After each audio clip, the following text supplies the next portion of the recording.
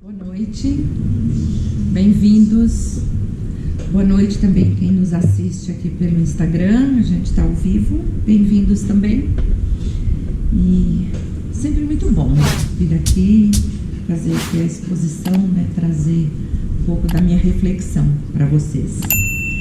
Hoje nós vamos refletir aqui do capítulo 24, pelas obras, do livro Fonte Viva, da coleção, né, ditado por Emmanuel para o querido Chico. Bom, esse capítulo, como todos, né, de Emmanuel, é muito profundo nas reflexões que ele nos provoca a respeito aqui de coisa que está muito ligada ao nosso cotidiano. É muito, mas muito atual mesmo o que ele traz aqui, e assim a gente vê que a gente derrapa bastante na curva ainda, né? Quantos anos, né, que ele trouxe esses ensinamentos para nós. E a essência aqui do capítulo é falar sobre a fé verdadeira, a fé pelas obras, pelas ações, não pelas palavras, né, pelo cargo, pelo lugar onde a pessoa está, mas pelas obras dele. Esta é a orientação principal dele, e assim, e respeitar o outro, porque ele é diferente de nós, né? Respeitar a opinião do próximo, porque isso já é um princípio de caridade.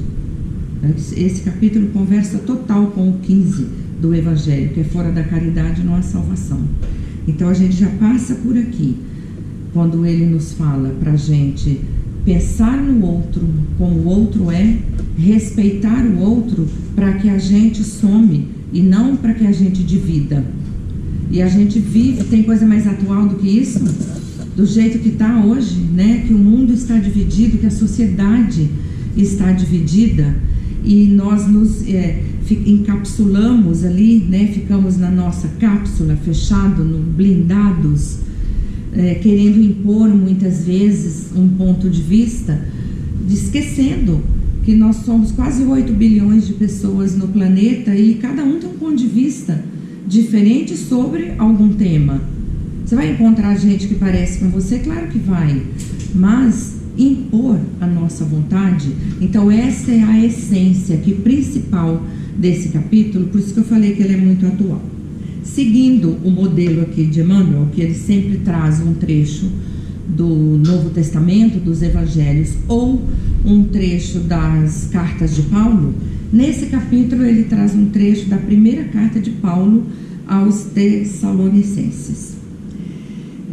Um versículo curto, o versículo 13 do capítulo 5, é da primeira carta. Paulo escreveu duas para essa comunidade, e eu vou ler aqui o versículo que eu quero fazer um comentário. O versículo diz o seguinte: e que os tenhais em grande estima e amor por causa da sua obra. Então eu tenho cá para mim que o Emmanuel, quando ele dita aqui os ensinamentos para nós, ele quer que a gente pratique também uma das máximas do Espiritismo, que é: vá se instruir, vá buscar conhecimento. Porque quando a gente lê esse versículo aqui por si só, ele já começa com uma aditiva, né? E que os tenhais em grande estima. Aí eu li isso aqui e falei assim: tenhais quem em grande estima? Aí eu acho que entra a sabedoria do Emmanuel, que faz a gente estudar, faz a gente buscar conhecimento, para que a gente vá ficando cada vez melhor. Aí eu fui lá na carta de Paulo e achei que quando a gente lê o versículo 12 junto com esse 13, que ele está bem ali antes, clareiam todas as coisas para nós. Então, de cara, Paulo escreveu para quem essa carta? Para esse povo que morava em Tessalônica, que era uma cidade muito grande na época de Paulo, que tinha comércio, que representava muito para o mundo. Essa cidade ainda existe até hoje, está lá no norte da Grécia, pertencia a uma região que chamava Macedônia, e ele passou por lá. Lá em Tessalônica ele pregou bastante, ele pregou muitos sábados para os judeus e converteu muitos judeus aos ensinamentos de Cristo e ficou meses pregando nas ruas, pregando para os gentios, que são aqueles que adoravam os deuses pagãos, e converteu muita gente para os ensinamentos do Cristo. Ele ficou felizão. Acontece que os judeus não gostaram nada daquele populismo ali, né? Paulo ficou conhecido e respeitado.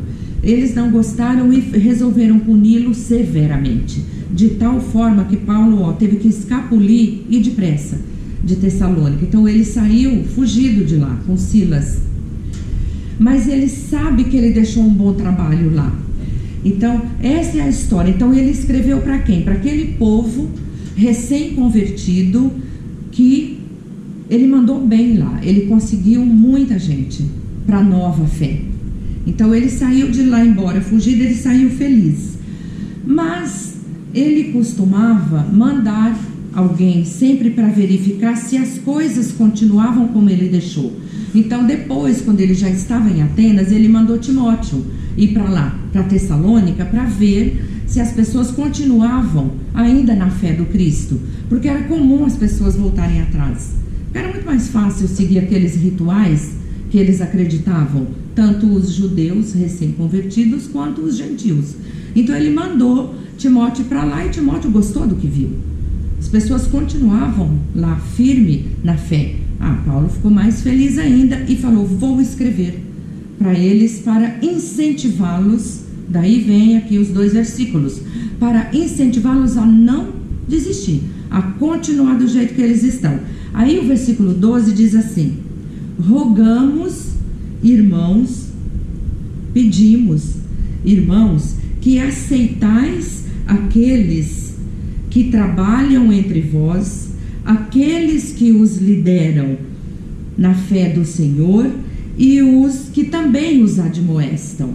Aceita eles, e que, o versículo 13, e que os tenhais em grande estima e amor por causa da sua obra. Aí para mim fica muito mais claro. É assim, veja lá no que vocês estão acreditando, porque eles interpretaram um pouco mal os ensinamentos, alguns deles, e achavam que Paulo tinha dito que Jesus estava prestes a voltar, tipo, daqui 2, 3 meses ele vai voltar, e pararam de trabalhar. Já que ele vai vir mesmo, vai acabar tudo, então entraram nessa vibração o pessoal de lá.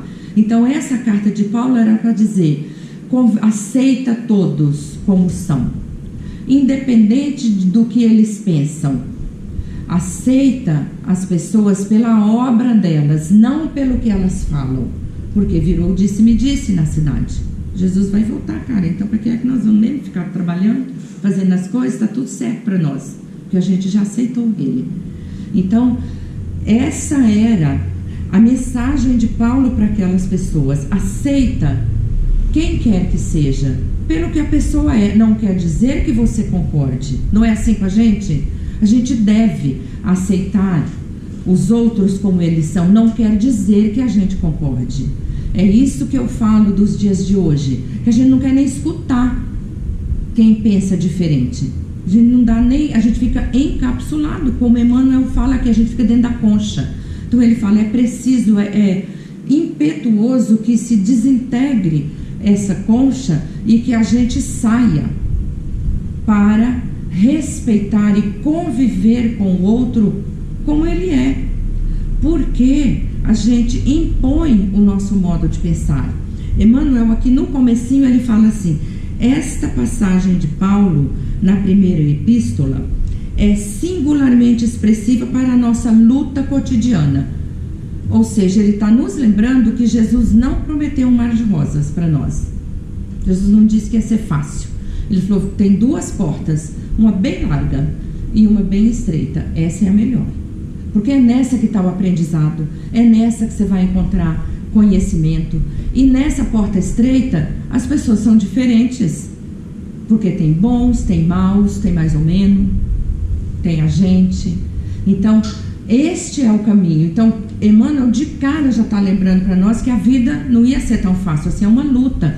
E é conosco essa luta, não diz respeito ao outro, diz respeito a nós.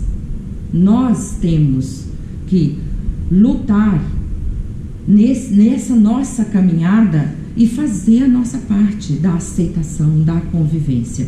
Vou ler só um trechinho aqui do 2º parágrafo, que ele fala assim: todos experimentamos a tendência de consagrar a maior estima apenas aqueles que veem a vida pela cartilha dos nossos pontos de vista.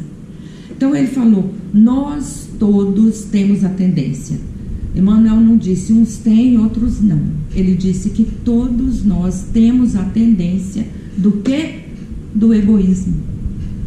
Tem até livro de ciências, viu, que chama O Gênio Egoísta, que prova, tô vendo gente fazer assim, que prova que nós temos mesmo um gênio do egoísmo, por causa do nosso instinto de autopreservação. Nós somos ainda um pouco assim, infelizmente. Uns mais, uns menos, uns têm essa tendência mais presente, outros não. Mas quem está falando, eu li para vocês acreditarem. Quem está falando é Emmanuel, não sou eu. Que todos temos essa tendência de conduzir as coisas, de achar que todo mundo, primeiro, me aprova, segundo, acha que eu sou a última bolacha do pacote, que todo mundo concorda comigo. Não é assim. Eu tenho que respeitar o outro do jeito que ele é. Eu tenho que entender que não sou unânime. Respeitar o ponto de vista. Se eu pedisse, se tivesse tempo, pedisse para cada um descrever essa sala, cada um descreveria com uma impressão, descreveria de um jeito. Não é? Se a gente está num prédio, quem está no térreo tem um ponto de vista da rua, um ponto daquela vista toda. Ele vê as casas, com sorte vê o fim da rua para lá e para cá, porque é o que ele consegue ver. Se alguém sobe até o 5º andar, já vê mais. Já vê a rua toda, já vê a rua de trás, já vê as outras casas, os telhados. É outro ponto de vista da mesma rua, do mesmo bairro.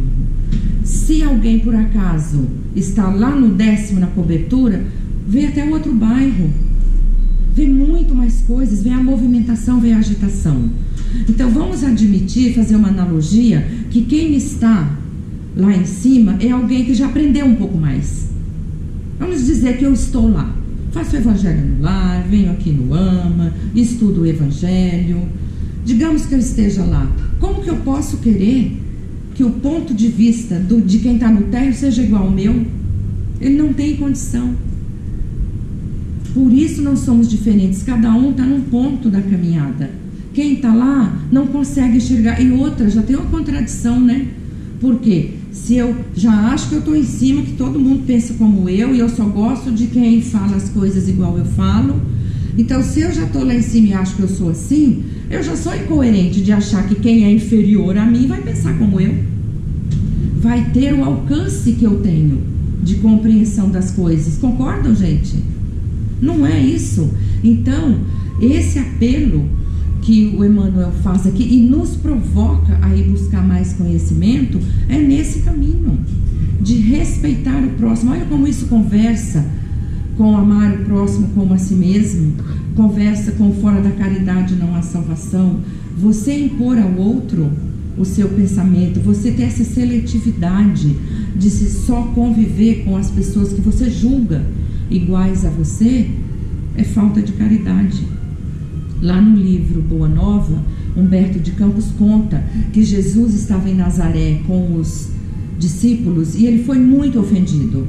Os próprios conterrâneos ofendendo ele. E Pedro, claro, sendo Pedro, e Filipe ficaram muito ofendidos com aquelas pessoas e revidaram. Jesus, com aquela sabedoria e calma, se afastou. E eles falaram, mas Senhor, eles duvidam de ti, eles não acreditam no que você fala. Jesus falou para eles assim, agradar a todos é marchar em caminho árduo, onde estão as mentiras e as ilusões. Não dá para agradar a todos. Jesus admitiu que ele não agradava a todos. Então quem somos nós na fila do pão? Não é?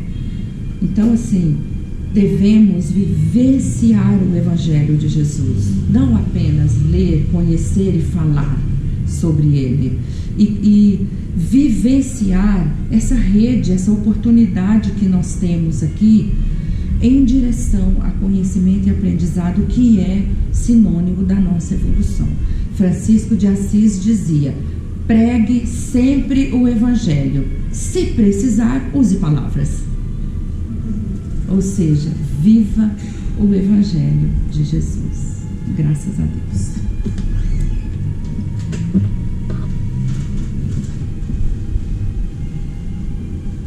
Vamos todos então nesse clima de harmonia, nesse clima gostoso que a espiritualidade nos assiste, nos proporcionou, nos proporciona. Vamos agradecer pelo que recebemos, pelo que temos recebido. Vamos usar esse momento para agradecer sempre por todas as bênçãos que passam pela nossa vida, pelas diversidades, pelas adversidades que nós temos que enfrentar, por todas as dificuldades. Todas elas fazem parte. Vamos agradecer o remédio amargo. Vamos agradecer o bom combate, como dizia Paulo.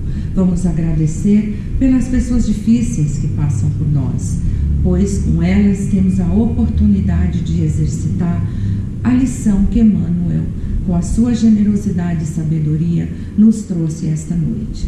Então, uma breve vibração para nossos irmãos que estejam necessitando de uma ajuda espiritual ou física. Vamos pedir à espiritualidade que se dirija a seus lares e que leve o lenitivo para suas aflições, para suas dores. Que sintam-se todos muito abençoados e tocados pelo amor do nosso irmão Jesus Cristo. Assim, nós pedimos licença para encerrar com a oração linda que ele nos ensinou. Pai nosso que estais no céu, santificado seja o vosso nome. Venha a nós o vosso reino, seja feita a vossa vontade, assim na terra como no céu. O pão nosso de cada dia nos dai hoje, Senhor. Perdoa nossas dívidas, como devemos sempre perdoar a quem nos tem ofendido. E não nos deixeis cair em tentação. Livra-nos, Senhor, de todo mal. Graças a Deus. Graças a Jesus.